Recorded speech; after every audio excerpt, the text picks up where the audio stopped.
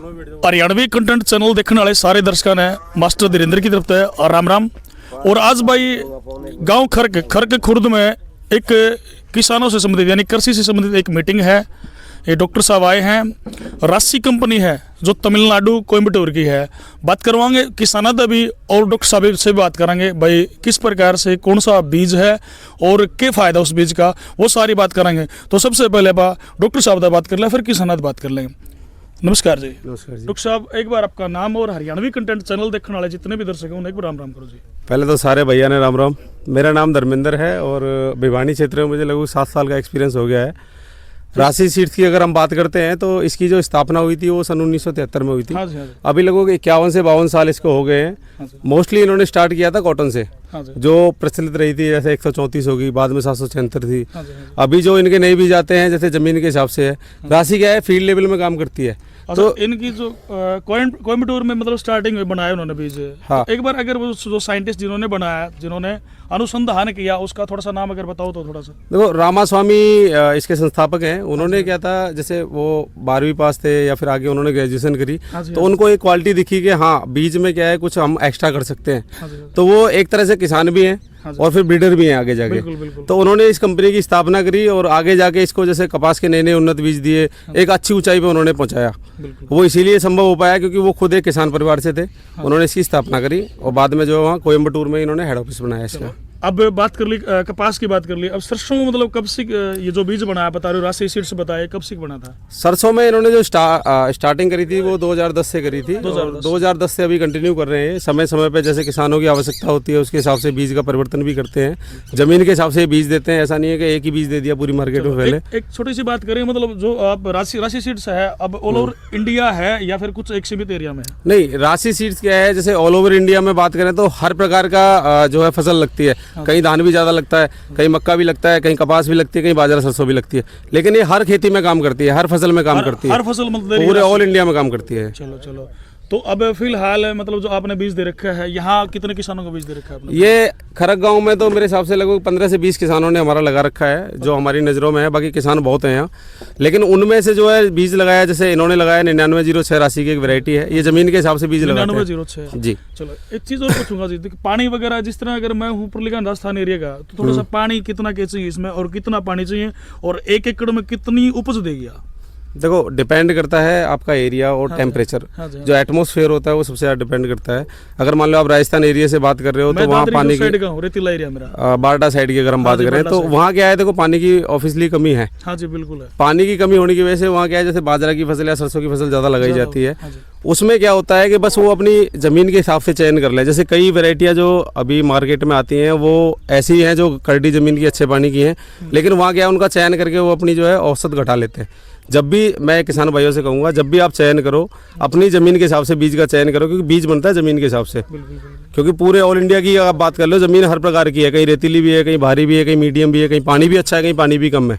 तो जब भी चयन करो अपना जो बीज का, वो जमीन के हिसाब से करें हमेशा। एक चीज़ पूछूंगा आपसे, जो आप फिलहाल इस एरिया में बता रहे हो, आपने इस एरिया में बीज दिया, तो इस एरिया के अनुसार उपज कितनी होगी? इस एरिया में जो औसतन पैदावार आती है यहाँ 25 से 30 मन के आसपास एवरेज आती है। हाँ, मतलब हाँ, प्रति एकड़ 12 क्विंटल लगा लिया। हाँ, 10 से 12 कुंटल लगा। 10 से 12 क्विंटल। चलो 10 से 12 क्विंटल भाई धर्मेंद्र जो डॉक्टर साहब उन्होंने बताया कि 10 से 12 क्विंटल।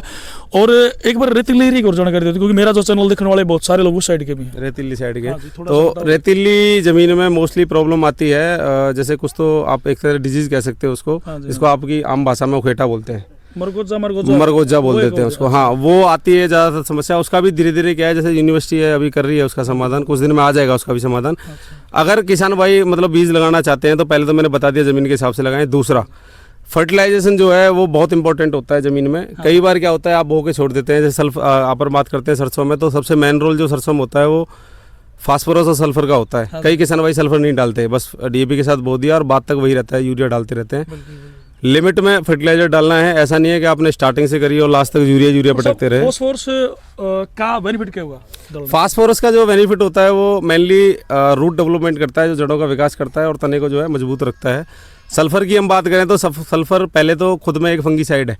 वो क्या है जड़ों को थोड़ा सा फंगस से बचाता है। बाद में जब दाना बनने लग जाता है उस टाइम पे क्या है ऑयल परसेंटेज बढ़ाता है। जो आम आजकल मंडी में बेचने जाते हैं तो वहाँ क्या है लैब देखते हैं कि कितनी लैब है सरसों की, तो वो सल्फर जो है थोड़ा लैब भी बढ़ाता है सल्फर। अच्छा, उसका मतलब तेल की मात्रा बढ़ाता है। तेल की मात्रा बढ़ाता है। एक शुरुआत की बात करेंगे अब थोड़ा सा, जब आप सरसों बो हाँ उस टाइम एक रोग लगा रहा धुलिया सफेद पत्ते बंडुआ जिसको बोलते हैं, जो भी है, उसका के सॉल्यूशन इसमें लग गया है कि ना लग गया, क्या करना चाहिए क्या नहीं करना चाहिए? थोड़ा सा जो बंडुआ लगता है ज़्यादातर तो वो उनमें लगता है जो कतार में बोते हैं लोग। जैसे आपने मशीन से बिजाई करी है, आप कतार लगाओ तो वो पूरा कतार। देखो जो दौड़िया लगता है वो क्या है ज़्यादातर रेतीली ज़मीनों में आता है। हाँ जी, हाँ जी। उसमें क्या है जैसे सरसों खुड में बिजाई करी है किसी ने तो उसमें खुड में सीधा ही लगता जाता है। वो लगभग खुड में हो जी बिजाई? खड़ पे नहीं, हाँ होती लगभग आपके एरिया में खुड में ही है, लेकिन सरसों की बिजाई खुली भी होती है कई जगह। हाँ, पहले तो कोशिश करो सड़क के बोने की उसको।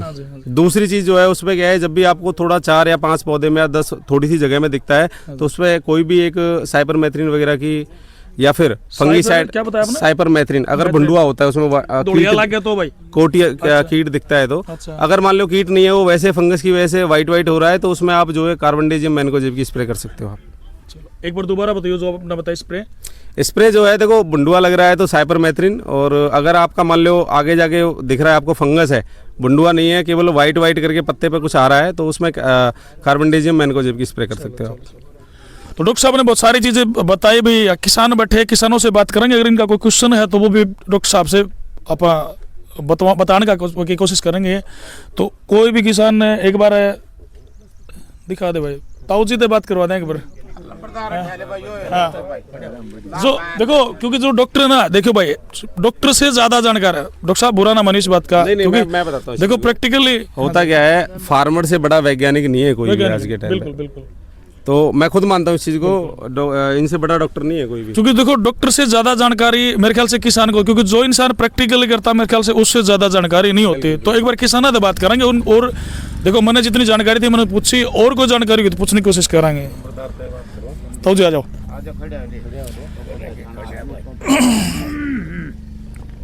नमस्कार ताऊ जी। नमस्कार जी। ठीक हो? एक बार सभी दर्शकों ने नमस्कार। डॉक्टर साहब ने भी एक बार नाम बता दो, आपका गांव बताओ। मेरा नाम सतपाल सिंह, नंबरदार खरक खुर्द। तो ताऊ जी कोई क्वेश्चन आपका जो डॉक्टर साहब से कर सका? हाँ, जो सरसों का वो बताया ना, हाँ इसमें ऊपर जो लगा है ना दौड़िया, ऊपर मरोड़ी सी लगाओ से मरोड़िया। डॉक्टर साहब आ जाओ अभी। इसका कोई इलाज बताओ। देखो मरोड़िया जो आता है ना वो मेन तो टेम्परेचर की वजह से एक कीट होता है मच्छर टाइप में, उसकी वजह से आता है। अगर आपको वहाँ कीट दिख रहा है तो आप उस पर क्या है कोई भी मेलाथियन वगैरह की स्प्रे कर सकते हो, उसको कंट्रोल कर लोगे आप। अगर आपको लग रहा है कि टेम्परेचर हाई है तो टेम्परेचर हाई में तो यही है कि एटमॉस्फेयर जब उसके लायक होगा वो ऑटोमेटिक सही हो जाएगा। उसमें बस पानी का एक बार देख लेना, या तो शाम को सुबह जल्दी लगाना है या शाम को लेट लगाना है, मतलब दोपहर में पानी मत लगाना उसमें। के लगने से पहले रोकथाम हो जाए तो मरोड़िया का पहले तो समाधान है कि जब बीज आता है ना किसी भी कंपनी का, जैसे राशि की बात करें हम, तो राशि सरसों का बीज जो देती है उसमें 3 फंगीसाइड लगा के देती है, 2 फंगीसाइड और एक जो है इंसेक्टिसाइड लगा के देती है। फंगीसाइड का मैं बताता हूँ, एक तो देती है थीरम और एक जो है कार्बनडाजियम। इनका क्या काम होता है, ये एक तो फंगस नहीं लगने देंगे शुरुआत में, जो आपके दाना मरता है बहुत ज़्यादा उसको नहीं होने देंगे। फफूंदी जो फफूंदी लगा सारे फंगस को तो जानते हो आप लोग, फंगस क्या होती है? हाँ, फंगस होती है। एक तो वो नहीं लगने देगा, और दूसरा जो डेल्टा माइथ्रिन है वो जो आपने पहले मेरे से क्वेश्चन किया था ना, वो उसको कंट्रोल करेगा। तो ये सीड ट्रीटमेंट ऑलरेडी आता है, लेकिन सीड ट्रीटमेंट जो है काम देता है जब तक जो आपका दाना है जब तो फटेगा नहीं तब तक। बाद में वो लास्ट तक काम नहीं देता है। आप बात करो तो एक तरह से कि जब तक पौधे की हाइट जो है, पौधे की जो अवधि है लगभग 25 दिन के आसपास या 20 दिन के आसपास तक नहीं होगी, उससे पहले तक वो काम देगा। लेकिन उसके बाद में अगर कोई रोग आता है तो उसके लिए स्प्रे वगैरह या फिर एटमॉस्फेयर बहुत ज़रूरी है।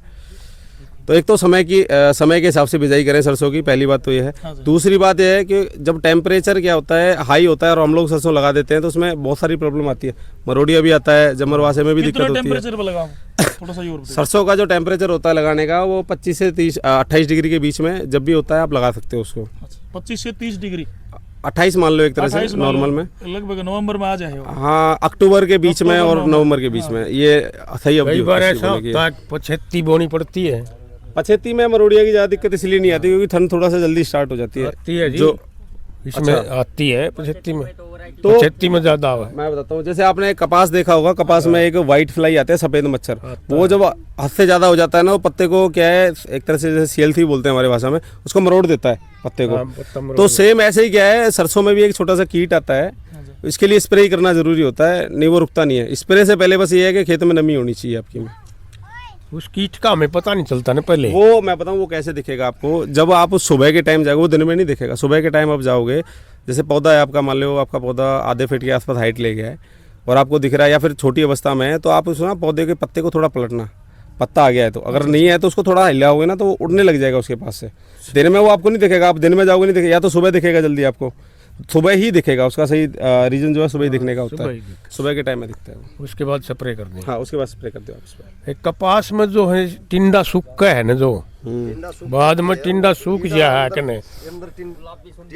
देखो गुलाबी सुंडी का मैं बताऊं, गुलाबी सुंडी के बारे में हम लोग, देखो गुलाबी सुंडी के बारे में कंपनी अभियान भी चला रही है और ये लगभग 2 साल से चला रही है हमारी कंपनी। उसमें क्या है, गुलाबी सुंडी कैसे जो है अंडा देती है, कैसे फिर वो कहाँ अपना जो है बच्चों को रखती है, सारा कुछ बताया गया है। बट क्या होता है, फार्मर कई बार क्या जल्दबाजी के चक्कर में वो नहीं सुनता। मैं समझाता हूँ आपको। गुलाबी सुंडी की जो स्टार्टिंग होती है वो प्यूपा से होती है। प्यूपा अगर हम बात करें तो जैसे मान लो आपकी बनचटी पड़ी है, जैसे यहीं पड़ोस में ही पड़ी है ये रही, आप जब इसको जड़ा के ले जाओगे तो इसके अंदर जो मलबा बच गया उसमें एक प्यूपा होता है। जैसे ही मौसम परिवर्तन होगा, जैसे ही नमी का मौसम आएगा या उसके एटमॉस्फेयर में मौसम आएगा, वो क्या है, बच्चे देना स्टार्ट कर देगा। वो बच्चे देगा, और बच्चे कहाँ देता है वो, पहले तो कहीं भी देता था, अभी फूल पे देता है वो। उसका सबसे पहली पहचान तो ये होती है कि जब आप फूल की अवस्था में हो और फूल आपको गुलाब की तरह से बंद करके हल्का सा मुड़ा हुआ दिखे, बात करें क्लॉकवाइज मुड़ा हुआ दिखे, तो उसमें क्या है, आपने समझ लेना है, जब 4 से 5 फूल आपको दिखने लग जाए ना किले में, आप समझ जाओगे इसमें सुंडी का अटैक आना ही आना है। उसमें फिर स्प्रे करनी होती है आपने। स्प्रे में एक चीज़ आती है स्टिकर करके, जिसको गोंद बोलते हो आपकी भाषा में, गोंद जरूर मिला लें, क्योंकि गोंद क्या होता है, एक सिंथेटिक तरीके से क्या है, आर पार हो जाता है। जैसे आप ऊपर डालोगे वो नीचे तक आ जाता है और दवाई को फैला देता है उसमें। तो गोंद का इस्तेमाल जरूर करें। और सुंडी के लिए तो विभिन्न प्रकार की दवाइयाँ हैं, आपकी यूनिवर्सिटी भी बताती है, तो थोड़ा दवाई का मैं नाम नहीं लूँगा, लेकिन विभिन्न प्रकार की है। मैन तो परफेनोफोसी है, जिसको अभी यूनिवर्सिटी भी रिकमेंड कर रही है। परफेनोफोसी मैन वही है। और कोई ताज़ी क्वेश्चन और किसी किसान का क्वेश्चन? अब आ जाओ उस साइड। जैसे सरसों बो रहे हैं, पहले तैयार करके तो उस समय कितना फास्फोरस कितना कि डालना चाहिए फर्टिलाइजर? हमारी जमीन से नहीं, या सारी ये नमकीन हो रही है, कोई नमकीन का हिसाब भी दो के उपज हो जाए। देखो, जब तक ज़मीन में ताकत नहीं होगी ना अंकल जी, आप चाहे सोना बोले उसमें, वो नहीं होगा। आप पहले तो ज़मीन की उर्वरा शक्ति बढ़ाओ। उसमें क्या होगा, देखो जब आपकी नमकीन या नुनी होती जा रही है ना ज़मीन में, तो ज़मीन नुनी कब आती है, जब जो pH मान है वो जो है डाउन आता है आपका। अम्लीय ज़मीन बोल देते हैं इसको हम लोग। तो pH आप सबसे पहले तो आप अपने का ना जाके या तो किसी भी जैसे KVK वगैरह में ज़मीन का टेस्ट कराओ, मिट्टी ले जाओ यहाँ से, मिट्टी का एक बार टेस्ट कराओ। उसमें क्या है, जो भी पोषक तत्व की कमी होगी वो आपको बताएंगे, वो पहले डालो। और मेन जो नमी के लिए होता है, अगर बात करें जैसे नुनी के लिए मेन चीज़ होती है, वो होती है जिप्सम। आप जब भी कोई भी फसल लगा रहे हो, पहले 4 या 5 कट्टे जिप्सम डालो, उसके बाद फसल लगाओ। क्योंकि जब तक ज़मीन में ताकत नहीं होगी ना, बीज अकेले बीज में कुछ ऐसा नहीं होता कि बीज ही जो है दम दे दे। जिप्सम से मतलब क्षारीय हो जाएगी वो। जिप्सम से क्या होता है, थोड़ा सा pH मान बढ़ा देगी जिप्सम उसका, जैसे जो घट रहा है ना वो बढ़ जाएगी। हाँ, थोड़ी क्षारीय ऊपर लेके जाएगी, क्षारीय नहीं होगी। pH मान कितना? लगभग 7 के। जमीन का जो फसल के लिए pH मान होता है वो 7 या 7 से थोड़ा बहुत ऊपर नीचे जाता है, बस 7 ही मेन तो होता है हमारे यहाँ। मैं एक बार सिवाणत बीज लिया था 10 नंबर गेहूं का। एक बार आपके सुन रहे आप सिवाणा नु जीन जिले में उड़े मेरा मैं समझ गया आपकी बात। उड़द बीज लिया था, अच्छा नप गया, कई साल मेरे दौर रहा है। देखो अभी क्या है, आप धान लगाते हो मैंने तो इस जमीन में, ठीक है। धान में क्या है, लगातार पानी भरना या फिर यूरिया का ज़्यादा इस्तेमाल करने से नुनी ज़्यादा बढ़ती जाती है। एक बार या 2 बार एवरेज आ जाएगी, ऐसी बात नहीं कि एवरेज नहीं आती, क्योंकि आप ऊपर से भी खाद डालते हो, वो भी काम करती है। लेकिन जब तक ज़मीन नीचे से तगड़ी नहीं होगी ना अंकल जी, जब तक आप कितना ही समाधान कर लो, कितनी भी अच्छी वैरायटी ले आओ, 1 साल दे देगी, दूसरे साल नहीं देगी वो पैदावार। तो पहले आप अपनी ज़मीन की उर्वरा शक्ति बढ़ाओ। सबसे पहले हो सके जितना गोबरी खाद का प्रयोग। बड़ा धन्यवाद जी। एक बार नाम बता दो आपका जी। धर्मवीर खरक खुर्द से धर्मवीर जी। अंकल तो जी जैसे आप ये बता रहे हो ना, आप जिप्सम डालने, तो कितनी किस खेत में फिर कितनी खाद डालना? जिप्सम तो मिलती है कौन आई? जिप्सम मिलती है, आप जाओगे तो होता क्या है मैं बताता हूँ। आपके सरकार भी क्या है, कई बार जैसे सरकारी दुकानें हैं ना, जैसे एफिड वगैरह होगी, मैं बताता हूँ आपको साल से नहीं आ रही सरकार। अभी। हाँ, उन्होंने बंद कर दिया। रीज़न यही है कि जिप्सम क्या उनके पास आती है, लेकिन फार्मर लेने नहीं जाते कई लोग, वो उनके पास बड़ी बड़ी ख़राब हो जाती है। तो उन्होंने क्या है, वेस्टेज करने की बजाय प्राइवेटों पे दे दी। अभी कोई भी शायद मेरे हिसाब से प्राइवेट दुकान ऐसी नहीं है जिस पे आप जाओ जिप्सम ना मिले। जिप्सम सब पे मिलेगी आपको। हाँ, दानेदार में मिल जाएगी आपको। है भिवानी में कोई दुकान ऐसी? दुकानदार का देखो नाम लेना सही नहीं है, बाकी भिवानी में मोस्टली है। तो आपका गांव बताओ। विजय। विजय, कहाँ से हो आप? मैं बिहार से हूँ, फिलहाल यानी खड़क में रह करता फिलहाल हूँ। खरक में कृषि कर रहे हैं भाई। हाँ, सरसों का खेत कर रहा हाँ, तो हूँ। क्वेश्चन क्या है जी आपका? क्वेश्चन बताओ आपका। सवाल क्या है आपका? मैं तो आप बता रहे थे क्या पूछोगे आप इनसे? क्या पूछना चाहते हो आप? मैं थोथा हो गया सरसम, सरसम थोता होगा। थोथा होता हो गया। हाँ, ठीक है। अच्छा, कहीं कहीं सूख रहा है ज़्यादा ही। शुक्र है। हाँ, अपने आप को उसमें सल्फर भी डाला था, उड़िया भी डाला था। हाँ हाँ, तो वो जमीन कर दी आपकी? नहीं, बालू रेत की है। उसमें क्या है, कोई इतनी बड़ी जड़ी बूटी सी उग रही है साइड में कोई? हाँ, उग रहा है। हाँ, तो वही है, मैंने मरगोजे की बताया था ना, वही समझ। अंगूर को जाओ, इतना बड़ा उग रहा है। हाँ हाँ हाँ, वो मेन समस्या उसी की वजह से है। मरगोजे का क्या होता है, देखो सरसों की जड़ में जमता है, और जो भी इसको खुराक लेनी होती है सरसों की जड़ से लेता है। सरसों की जड़ से वो खुराक लेगा तो पौधे पे ऊपर खुराक नहीं जा पाती, पौधा सूखने लग जाता है सरसों का। तो मेन समस्या है मरगोजा। ये मैंने आते ही कहा था ये चीज़। तो जैसे इन्होंने पूछा ना रेतीली जमीन में कैसे क्या करना चाहिए, मैं तभी कहा था कि मरगोजा एक समस्या आती है अपने यहाँ। इसका क्या है, देखो एक्सपेरिमेंट चल रहे हैं अभी, थोड़ा बहुत दिया भी है, चल भी रहा है। दिखाओगे जब मरगोजा दिखाओगे? मरगोजा जो होता है ना, जैसे कई जगह उसने मामा बोलते हैं, उसमें फूल ही आते हैं, बस पत्ते नहीं होते उसपे। इतना ऊंचा है वो। हाँ, इतना को 5 है वो। अब तो अपना खेत में इतना बड़ा हो रहा है। हाँ, वो इतना ही रहेगा, वो पीले फूल आते हैं उसपे। हाँ हाँ, सरसों की जड़ में पाओगे वो। सरसों की जड़ में पाओगे वो। सरसों की जड़ में भी है वैसे भी। अभी और कोई सवाल आपका? उसका तो देखो चल रहा है अभी, बस उसका अभी कोई समाधान आया नहीं है, पर आएगा जल्दी आपको मिल हाँ, जैसे कि बजरा बोते हूँ, बजरा आने के बिल्कुल फिट होता हो जाता। बजरा भी एक आदमी में आया करता, बाकी यानी कि सो जाया करता है। बाजरे के टाइम पे तो ये नहीं जमता। नहीं, ये नहीं जमता। बजरा होता ही नहीं है, लेकिन वो थोड़ा बहुत हो देखो पानी कैसा है आपके पास? पानी तो मैं खदास उठा के दिया करता हूँ। मीठा पानी है? मीठा पानी दिया। अगर आपके पास बारिश का पानी है या फिर बारिश पे डिपेंड हो आप जब भी कोई भी फसल लगाओ तो आप लगाओ कम पानी की। चोबा का तो पानी दिया करता था पहले, लेकिन नहीं, बाजरे की पूछ रहे हैं एक बार। भी अपना पूछ रहे। बाजरे में देखो कम पानी की वैरायटी भी आती है, कम दिन की वैरायटी भी आती है। अब जैसे राशि की हम बात करते हैं, एक अपना 53-54 आता है, इसके बारे में बताते हैं किसान भाइयों को। ये 70 से 75 दिन की वैरायटी है। अगर 1 या 2 बारिश हो जाती है इतने में पक जाता है। इसको ज़्यादा जरूरत नहीं होती कि पानी की जरूरत हो। दूसरी चीज़ क्या है इसमें, ये लास्ट तक हरा रहेगा। जब थोता वाली बात कर रहे हैं वो आता है जो सूख जाता है लास्ट में जाकर, ये लास्ट तक हरा रहता है।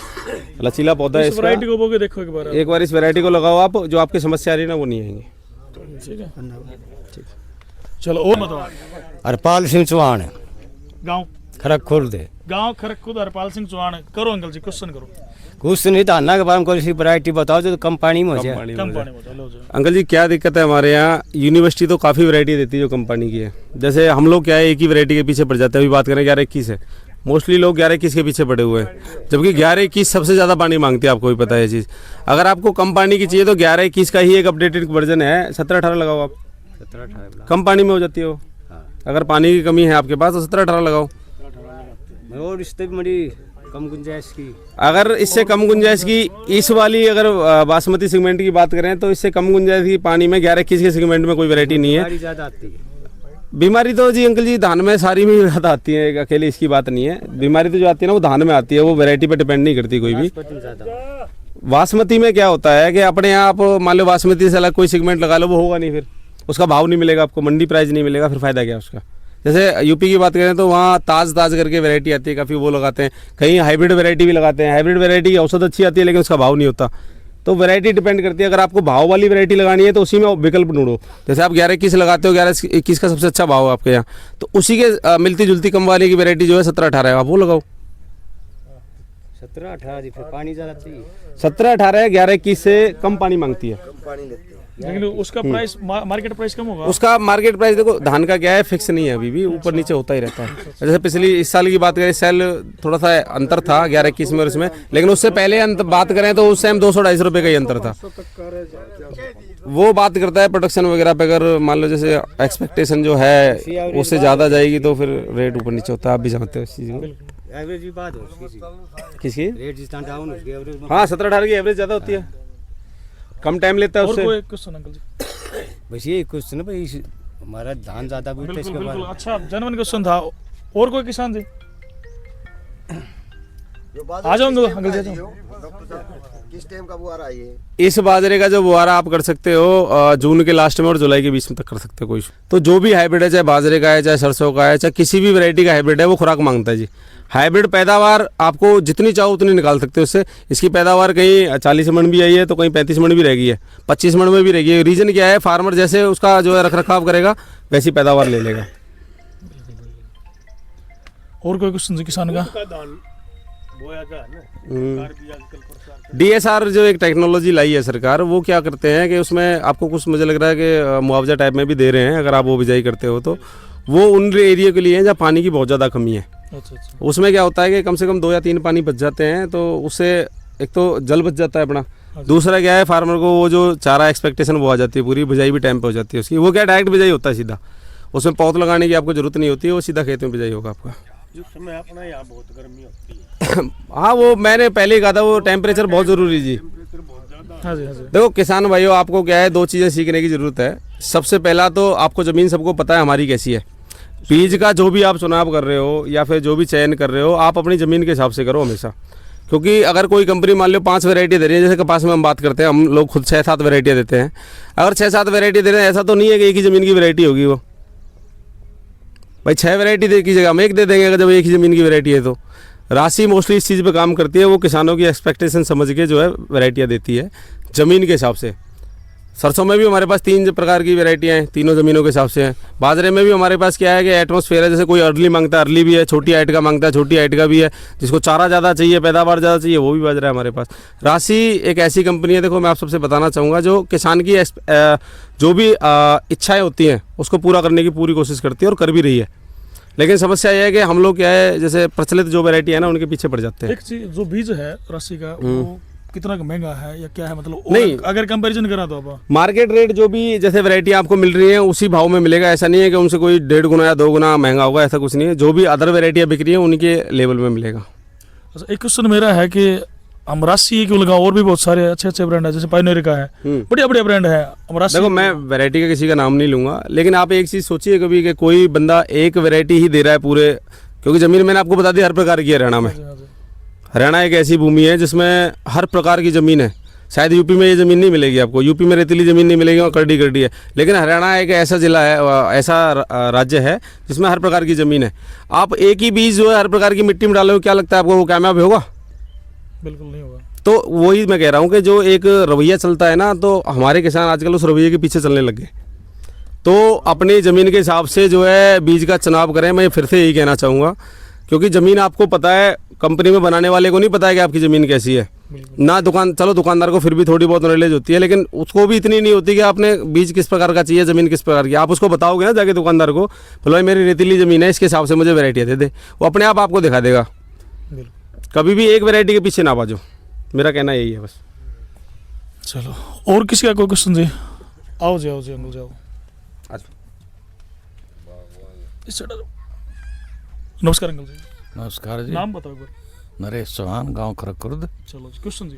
क्वेश्चन ये है कि जो एक बाजरा हो है वो जो कि डांगरों के लिए लगाया जाता है, वो किस नंबर का बाजरा बढ़िया हो है? वो बाजरा नहीं होता, वो बाजरी होती है, मल्टीकट बाजरा उसको बोलते हैं, बाजरी टाइप में। आपके आम भाषा में बाजरी बोलते हैं, वैसे वो मल्टीकट बाजरा होता है। बाजरा बोल रहे हैं उसने, वो चारे के लिए होती है वो। तो आपको हमारी एक सिस्टर कंसर्न कंपनी है, सिस्टर का हमारी कंपनी है, सिरा करके एक वैरायटी वो देती है, हमारी फोल्डर में आती है, उसमें आपको मिल जाएगा। और आपके जो नज़दीकी दुकानदार है सब पे मिल जाएगा आपको। सीरा में? हाँ, सिरा कंपनी के नाम से। सीरा कंपनी, ठीक ठीक। राशि का ही ग्रुप है वो, राशि है। अच्छा, राशि ही है वो। राशि की वैरायटी है वो एक। हाँ, कई जो है ना पशुओं के लिए बोना चाह रहे हैं। मैंने बिल्कुल बोल सकते हो आप उसको। ज्वार भी आती है, देखो राशि में क्या है, ज्वार भी देता है। ऐसा नहीं है कि केवल फसल मोटे अनाज की या फिर कपास की फसल आपको दे दी। राशि जो है चारे में भी काम करती है। विभिन्न प्रकार की ज्वारें भी हैं इनके पास, बरसिम भी है, जई भी है। अब जैसे अंकल बात कर रहे थे बाजरे की, मल्टीकट बाजरा जो आता है वो भी है। राशि के पास जो है हर प्रकार का सॉल्यूशन है, बस फार्मर को थोड़ा सा समझने की ज़रूरत है। चलो ठीक है, धन्यवाद।